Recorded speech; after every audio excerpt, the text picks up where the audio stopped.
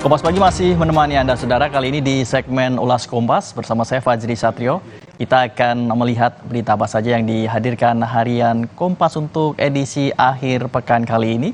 Kita lihat di halaman muka, Saudara. Ini merupakan foto di mana peluang sandingkan gelar Thomas dan Uber terbuka. Indonesia mengulangi momentum yang terakhir kali terjadi pada tahun 1998. Tim putra dan putri sama-sama lolos ke final Piala Thomas dan Uber.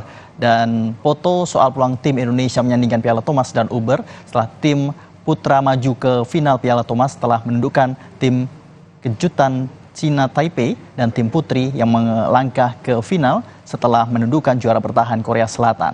Butuh 26 tahun, Saudara, lamanya untuk melihat tim bulu tangkis putra dan putri Indonesia tampil bersama pada final kejuaraan Piala Thomas dan Uber. Momen yang terakhir kali terjadi itu pada tahun 1998, tepatnya di Hong Kong. Itu akan terjadi lagi pada final 2024 dalam persaingan Indonesia melawan Cina yang akan digelar hari Minggu, tepatnya hari ini. Tim putra Indonesia dan Cina mengikuti rekan-rekan mereka di tim Piala Uber setelah memenangi semifinal di Chengdu High-Tech Zone Sports Center Gymnasium, China pada hari Sabtu. Anthony Sinisuka Ginting dan kawan-kawan mengalahkan Taiwan dengan skor 3-0. Adapun tim putra Cina menang atas Malaysia 3-1. Indonesia pernah menyandingkan Piala Uber dan Thomas pada tahun 1994 dan 1996. Ya, Saudara, selain itu juga ada berita lainnya mengenai banjir di Sulawesi. Sebanyak 14 orang tewas, distribusi bantuan terkendala. Nah, hingga Sabtu 4 Mei 2024, distribusi bantuan ke sejumlah kabupaten yang diterjang banjir di Sulawesi Selatan masih terkendala cuaca buruk dan medan yang sulit. Dan selain itu, sebanyak 3.000 warga di Kecamatan Lati Mojong Luwu dilaporkan masih terisolasi sejak banjir dan longsor terjadi pada Jumat 3 Mei lalu.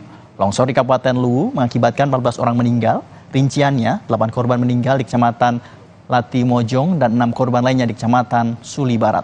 Sementara 2 warga di Suli Barat masih dicari hingga Sabtu sore. Sementara di Kabupaten Wajo, Sulawesi Selatan, 12.000 warga masih kesulitan mengakses air bersih karena sumber air termasuk sungai tertutup lumpur. Guna mendistribusikan bantuan ke Lati Mojong dan lokasi lain, 2 helikopter dari kepolisian daerah Sulawesi Selatan dan Lanut Hasanuddin telah disiapkan. Namun, tim masih kesulitan mencari lokasi pendaratan di daerah yang tertutup lumpur.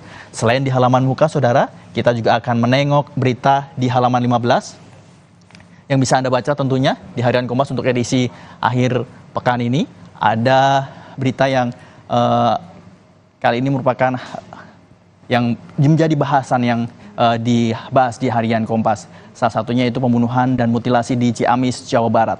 Kasus mutilasi di Ciamis, Jawa Barat adalah bagian kecil dari kasus-kasus serupa yang berulang, dan mitigasi ini perlu dilakukan untuk mencegah kejadian yang memilukan terulang kembali. Kali ini pelakunya adalah seorang suami di desa Cisontrol, Kecamatan Rancah, Kabupaten Ciamis, Jawa Barat.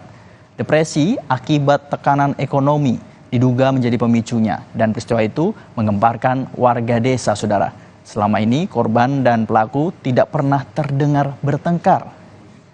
Dan ini merupakan warga pindahan dari desa tetangga, juga biasa berinteraksi dengan warga, dan pelaku pun tidak pernah membuat masalah di lingkungan.